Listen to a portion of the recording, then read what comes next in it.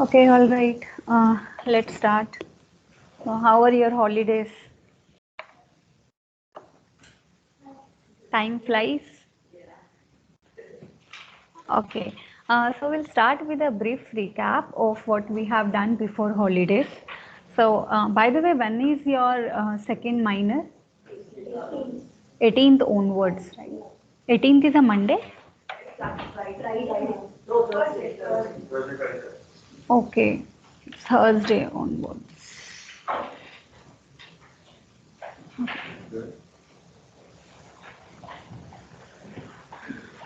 So whatever we cover till this week, that will be our syllabus for minor 2. So it will have your synchronization, process synchronization and the memory management unit which we are currently having. So these two units will be there in minor 2, but your final exam, it will have the entire syllabus. So it won't have only that portion which is covered after minor 2. It will be everything. Okay. So a quick recap of what we have done in memory management till now. Can someone remind me what all we have discussed?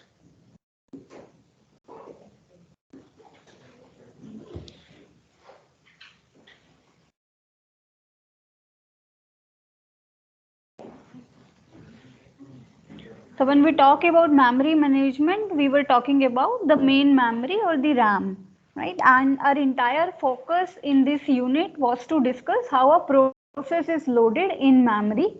So broadly, we have discussed two ways of loading a process in memory.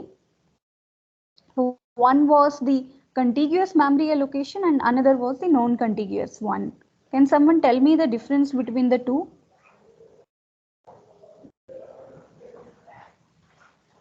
It's evident by their name itself.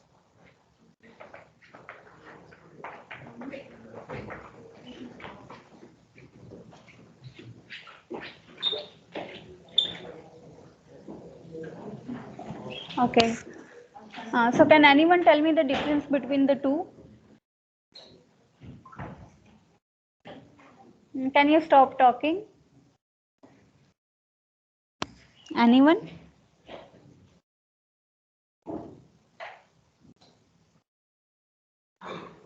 We are having a quiz soon after this recap. So look in your notes and tell me.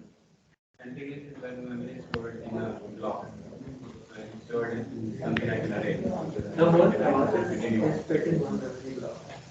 Come again? The whole process is fit in one memory block. Yes, so both of you are correct. So in contiguous memory allocation, your entire process, it resides at the same place in memory. It resides as one block in memory. So we don't break down your process in multiple parts and scatter it all over the memory. So in case if this is your memory, your entire process will be sitting here as one chunk in the contiguous memory allocation. In non-contiguous memory allocation, you break your process in multiple parts which can be equal sized or unequal sized, and all these parts, they can reside anywhere in your memory. So your memory layout might appear something like this. So P1 can be here, here, and then again somewhere over here. This can be some other process, let's say P2. So that's the difference between the two. And definitely contiguous memory allocation, it is easy and simple to implement. Then why do we use non-contiguous memory allocation? Because it helps us access the memory more efficiently. Okay, so talking about contiguous memory allocation, again, there were broadly two categories which we discussed. So one is the variable sized partitioning and another is the fixed size partitioning.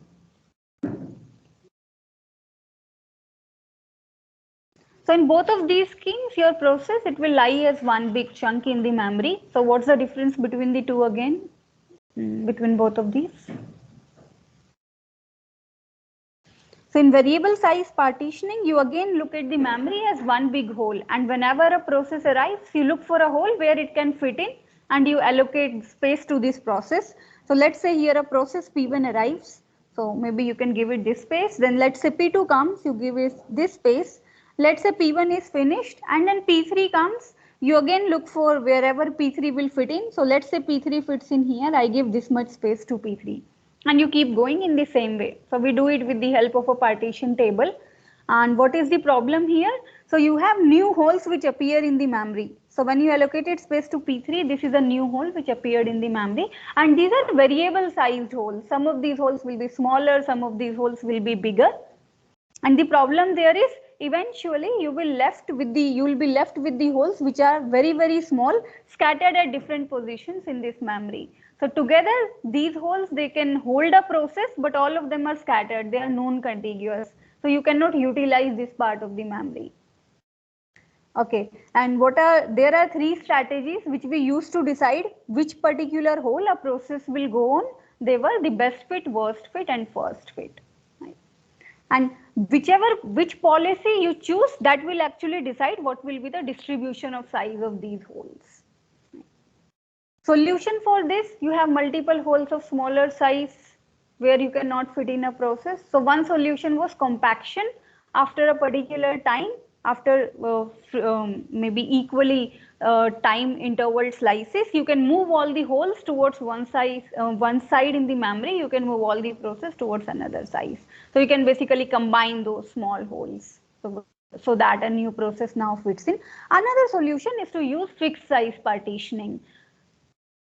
So in fixed size partitioning, you actually imagine your memory to be divided into logical blocks of some fixed size. So let's say 4 kilobytes each. So each block in the memory is 4 kilobytes. And now whenever a process comes, it can take these blocks. Again, contiguous blocks, it's contiguous memory allocation.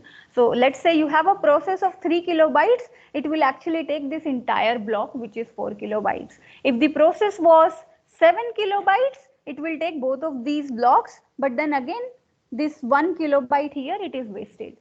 Right? So this particular thing which is wasted, it is called internal fragmentation. So this space is not being used by any process, but still you cannot give it to some other process. In this particular case, this space which was being wasted here, it was called external fragmentation. So in both the cases here, we have the fragmentation problem. And again, you can use any of the contiguous memory allocation scheme, but the same problem still remains. You might have some space in the memory. You might have enough space in the memory where a process can fit in, but the space might not be contiguous. So let's say in fixed size partitioning, this portion of memory is free and this is free. Let's say there is one process which resides here and another resides here. Now comes P3, which requires 8 kilobytes of memory. Again, you have that 8 kilobytes of memory free here and here, but you cannot allocate it to P3 because it is non-contiguous. So the solution to that is using the non-contiguous memory allocation. And the most prominent one which we discussed, it was paging. Paging is very similar to what I would say like the fixed size partitioning here. So you again have your memory which is divided in equal sized blocks, which we now call as frames. And whenever you have a process, you divide this process again in equal sized blocks, which we call pages. Right? And now any page can be mapped to any frame. So this page can go and sit here, this page can sit here, this one can sit here, this one can sit here. And we control this mapping with the help of a data structure which is called page table. Right? That we have discussed at length. Okay. Another approach which we discussed was segmentation. Why we discuss segmentation? So if you look at paging, there can actually be certain pages here in the virtual address space of the process which are not being used by the process. So all these are invalid address spaces. But in page table, since it is an array, you'll need the entry for each of these pages. Right? So the corresponding frame might be null, but still you need an entry in the page table. So it unnecessarily increases the size of your page table. So solution to this was segmentation. So in segmentation, again you have a process, but instead of dividing it into fixed size pages, we divide it in variable size segments. So there are typically 3 to 4 segments in a process at max. So pages are large in number, but segments are only few in a process. So let's say this is one segment, this is another, this is another. So S0, S1, S2, S3. And now you can load these segments in the memory. And how you load it is again up to you. So you can load these segments contiguously. So S0 can come and sit at one place in memory. S1 can go and sit at some other place. Similarly, S2 and S3. That's one way of loading these segments contiguously.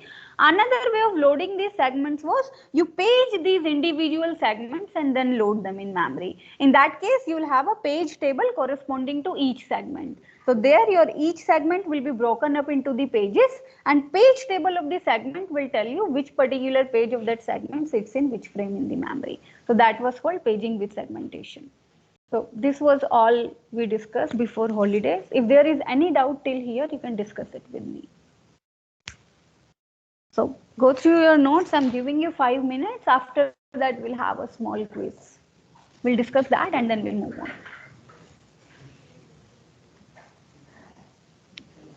Again, while attempting the quiz, you can use your notes, you can use internet, anything.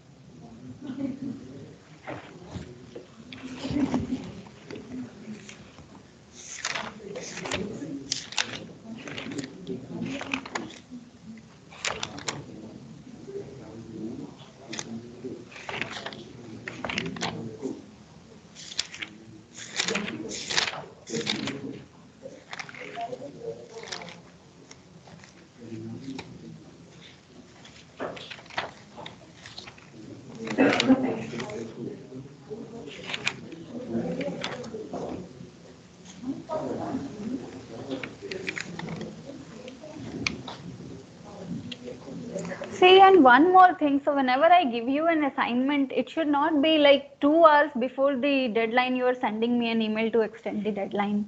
It really does not work that way. Right? So it's like at 10 or 10:30 you realize that I cannot now complete it. Okay, fine. So let's send an email to extend it. Right? So that won't work. If you need an extension, you need to write a genuine email to me why you were unable to finish it. Again, it's not a reason that these were Diwali holidays, so I was unable to finish it. It should be a genuine reason. You were at home?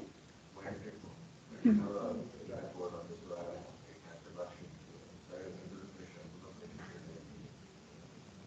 Yeah, so in that case, you should write it to me like before 2 to 3 days. Optimism. We always think we can pull it off. But at the end, we realize we can't. Then we're like, okay, I overworked. Optimism doesn't work in computer science. We have discussed it, right? Always to look at the worst condition. So you have to know that I won't be able to finish in time. You should be able to do some prediction also.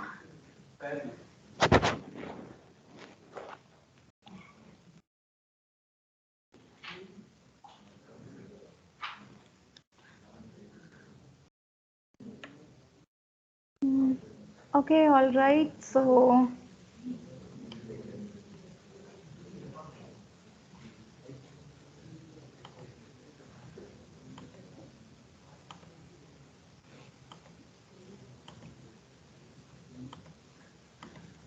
the link is in the chat window. You have 15 minutes, right?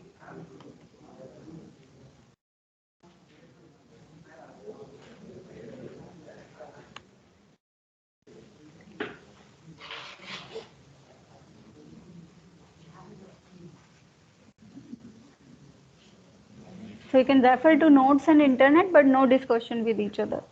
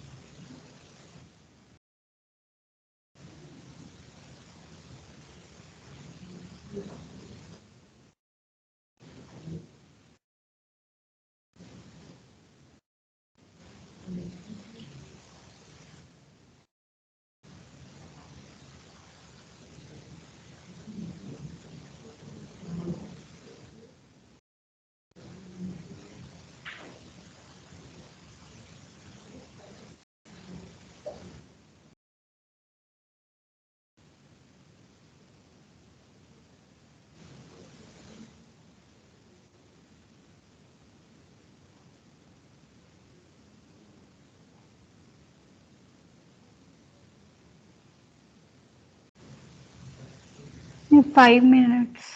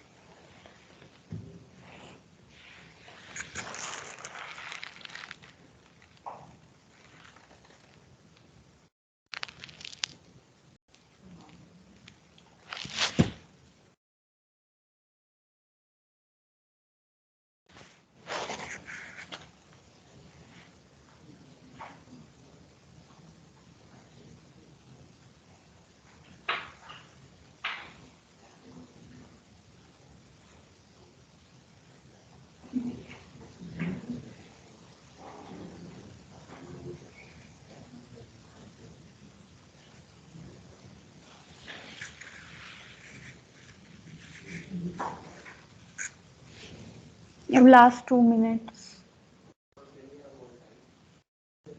How much time you need? Till 11:10, it's 11:03.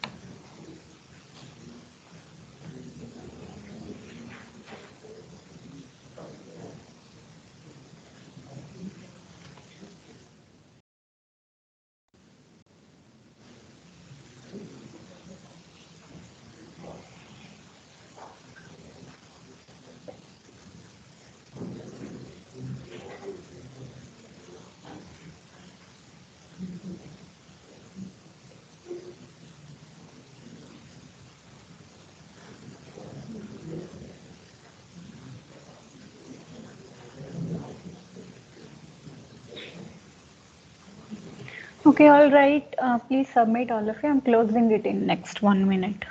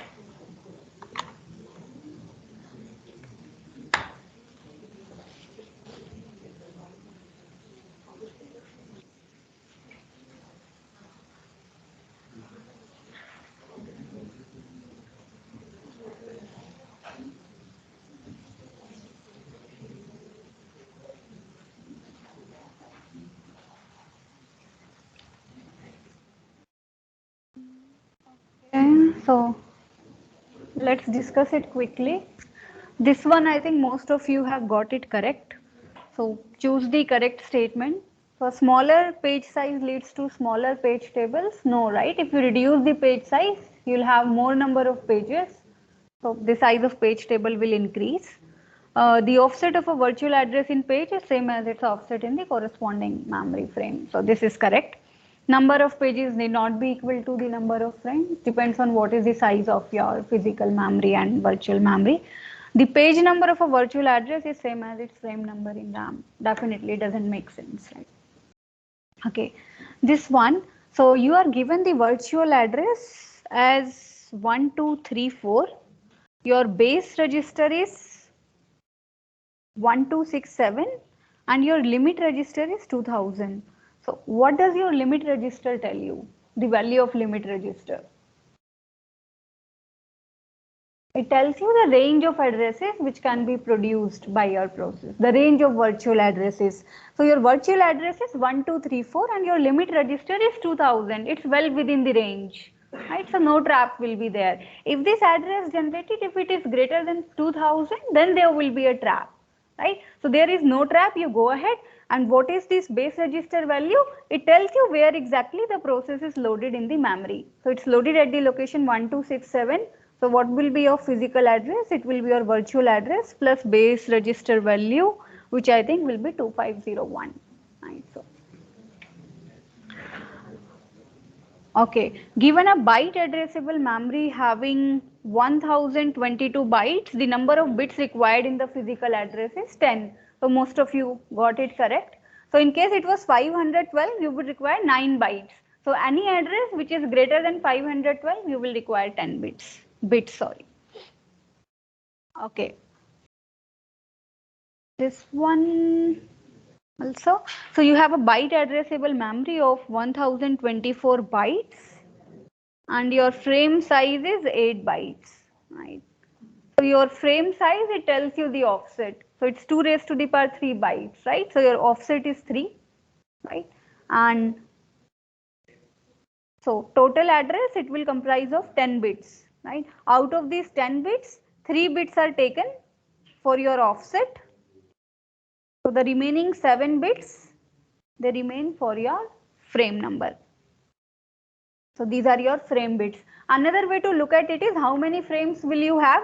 So you have total 1024 bytes. Frame size is 8 bytes. So 1024 divided by 8 frames. How much is that? 2 bar 7, right? So you require 7 bits to address your frame. Okay. Now if you make your memory as 4 byte addressable, what will change? Okay, so if your memory is 4 byte addressable, what we need to compute? Just a second.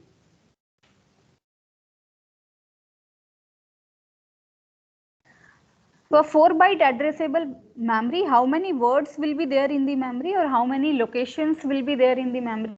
So previously there were 1024 bytes, it was byte addressable. So 1024 words or 1024 locations.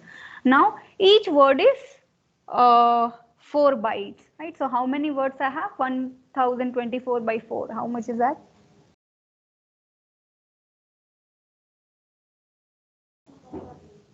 2 power 8, right? Yeah. So 2 power 10 divided by 2 power 2, right? So these many words you have in the memory. So to address these words, how many bits you require? So total you require 8 bits, right? Now your frame size is 8 bytes, but then again how many words? It's total 2 to the power 3 bytes, right? One word is 2 to the power 2 bytes. So it is one word. Am I correct? Am I making some mistake here?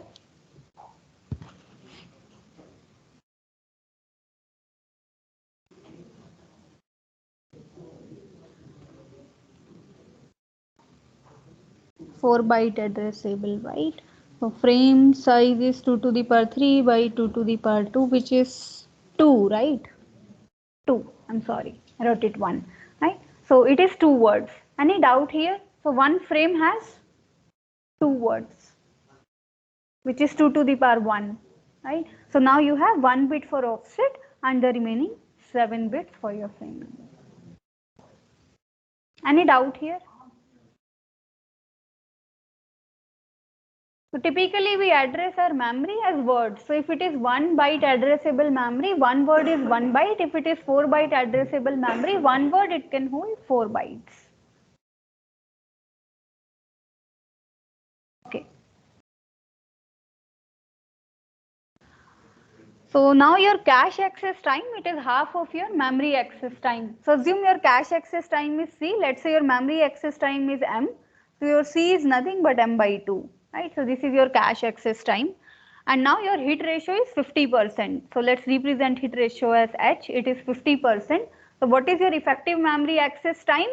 It is hit ratio into, so if it is a hit, you look for that corresponding word in cache, right? So hit ratio into the time it takes you to search that word in cache plus miss, which is 1 minus H into, now you look it in cache as well as in memory, which is C plus M. So calculate it.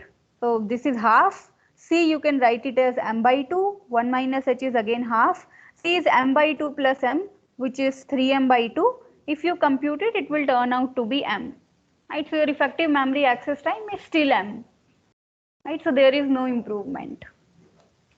So your access time doesn't reduce because of cache. It remains the same. It was M before. Even after you introduce cache, it is still M.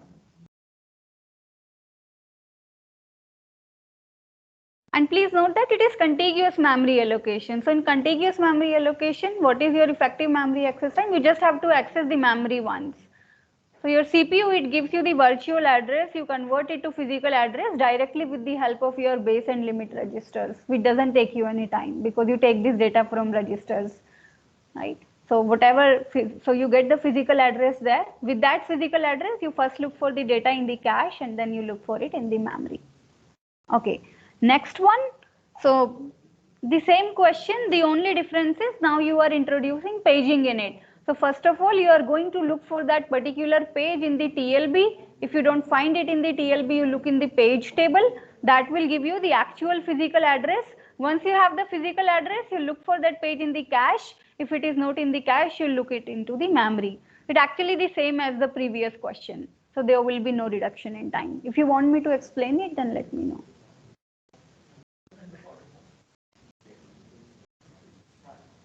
Right, so there will be no reduction here. So it's also false. Okay. Which of the information suffices for computing the size of the page table? So we have discussed that. What is your size of page table? So for computing the size of page table, you need the number of pages and you multiply it with the number of frame bits, if you remember. So number of frame bits, it tells you which frame is it loaded in the memory. So we need two things, number of pages and the number of frame bits. So if you look at the first option, virtual memory size and page size, so it will definitely give you the number of pages, but it won't tell you anything about frame bits because you need to know how much is your total physical memory to determine how many frames are there. That will give you the number of frame bits. So you don't have that. In the second option, you have physical memory size and page size. Here you can compute the number of frames, right? So you have the frame bits, but you do not have the number of pages because we do not know what is the size of the virtual memory. In the third option, you have virtual memory size and physical memory size, right? So we know the size of both the memories, but you do not have any information about how big a page is. So you still cannot determine this number of pages, right? So it's none of the above. Okay. Let's move forward. I'll discuss one idea today and I'll leave you with the thought. We'll discuss about it further in the tomorrow's class. Okay, everyone, can I have your attention now? So most of the times in our systems, so most of the operating system, they use the concept of paging for your memory management. So when we talk about paging, let's look at one more idea here. And this idea is what is used in most of the operating systems today, which is called a multi-level page table. I hope many of you have heard the name. Okay. So when you look at a page table,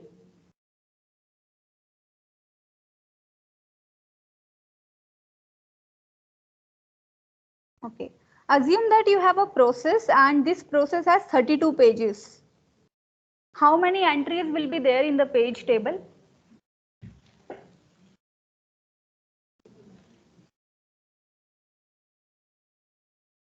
So there is a process, right? This process has 32 pages, P0, P1 all the way till P31. How will the page table look like? How many entries will be there in the page table?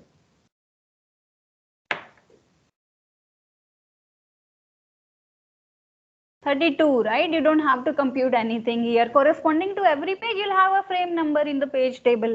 So we have all these 32 and 32 entries sitting in the page table. Let's say going from this to this. I think this is 31, right? So these are the, so we are representing the page table as an array here. So this is an array. The indices range from 0 to 31. In each of the index, you will be having your frame number of the memory, right? So let's say this is mapped to frame 0, frame 1, frame 2. So this frame number can be anything. There will be some values here. I am not concerned about which those frames are. So this is how a page table look like, right? Now I'm going to do something with this page table. I'm going to change it. So this is how a page table looks in its simplest form. It's just an array. Now what I'll do is let me just rub it and write it here. So I'm going to replace this one data structure with something like this. So I'll have one page table here.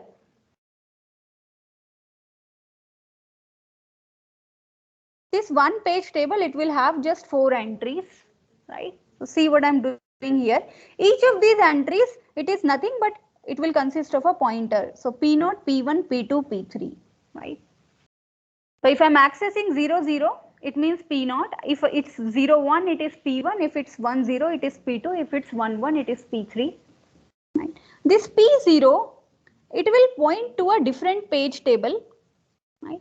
This P note is pointing somewhere else in the memory. So this entire thing is at one place in the memory. It looks something like this. I'll tell you what I'm doing soon.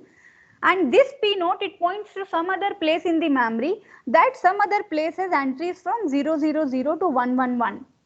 Right. Can you guess what will be the contents here? So this is 00000, right? This thing, the first one. So I'm going to write F0 here, F1 here, F2 here, all the way it will go up to F7. So I'm doing the same thing, I'm just distributing it over 2 different data structures. The second thing, 0, 1, it will be pointing to some other location in the memory. Everything here will again be going from 000 to 111. What will be the contents here? They will start from F8 and they will go up to F15. Right? Somewhere here will be F15, right? This is F31. This second pointer, it will be pointing somewhere else, which will again be going from 000 to 111, having entries from F16 to F23. And similarly, this last pointer, it will be having values from F24 to F31. So it is the same thing. Right, I have just distributed it at different places in the memory. So now whenever you will be having a virtual address, see, let's say I had this virtual address 10111. Assume that this was the virtual address which was generated. Previously, what we will do? One more thing, this virtual address, it will also be having an offset. Right now, I am not concerned about the offset. So forget about the offset. I am just looking at the page number of this virtual address. And the page number is 10111. So previously, whenever we wanted the frame number, what will we do? We'll just look at this array. We'll look at where is 10111. It is somewhere here. And this will tell me the frame number, right? You could append the offset to it and get the actual physical address. What we have done now is, now I have distributed it based on the bits. Now what will happen? Whenever this virtual address 10111 will be generated, we'll look at these first 2 bits and we'll find them in the first page table, which is here. So this is called the level 1 page table. In this level 1 page table, you search for one note. It is somewhere here. One note is pointing to here, P2. So you actually go to P2 now. In P2, you look for the remaining bits, which is 111. You find 111 here. This one gives you, so this entry will hold the actual frame number here. So you get your frame number from here. So So this is the difference we created here. Now, how is it useful and why will we even do such a thing? So what we are doing here is, instead of having your page table as one big array, we reduce the size of this array based on these first 4 bits, and each of these bits now point to some other place in the memory which have the remaining bits, and corresponding to those remaining bits you get the actual frame number of your main memory. What is the use of this? Why will we include this kind of complicated structure when we had an array and that was solving our purpose?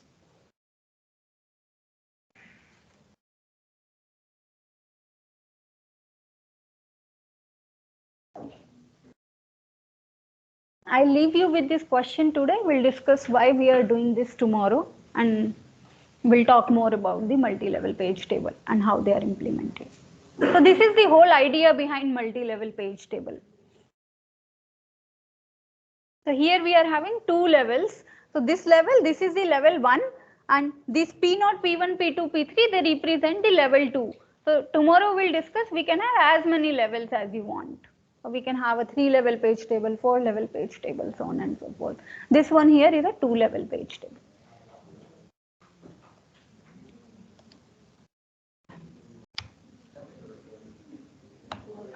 Okay, so I'll stop here. If you have any queries, you can ask me.